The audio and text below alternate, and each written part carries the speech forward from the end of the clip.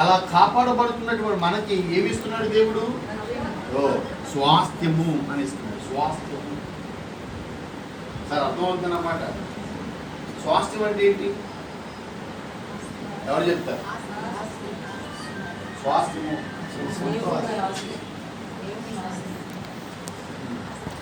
ఇంకా ఇంకా కొంచెం టెక్నికల్ పదం కంప్లీట్ చెప్పింది.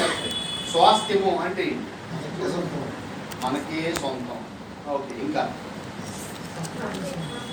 కష్టపడిన సొంతం, వారసత్వంగా వచ్చే అసలైన మర్చిపోతున్నాను. వారసత్వం స్వాస్థ్యం అని అంటే వారసత్వంగా వచ్చింది.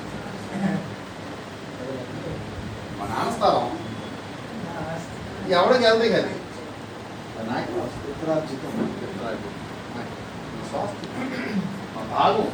అంటే మా నాన్న సంపాదించినటువంటి ఆస్తిలో నాకు రావాల్సిన వాట. పెద్దవాడు ఇది లేక రెండో వాడు పెద్దవాడు పొలం చేసుకొని పొలాలన్నీ ఇయ్యి, రెండో వాడు ఇల్లు ఉన్నాయి కదా, ఇల్లు అద్దలన్నీ ఇయ్యి, ఇల్లు నీకు ఇవి వాట.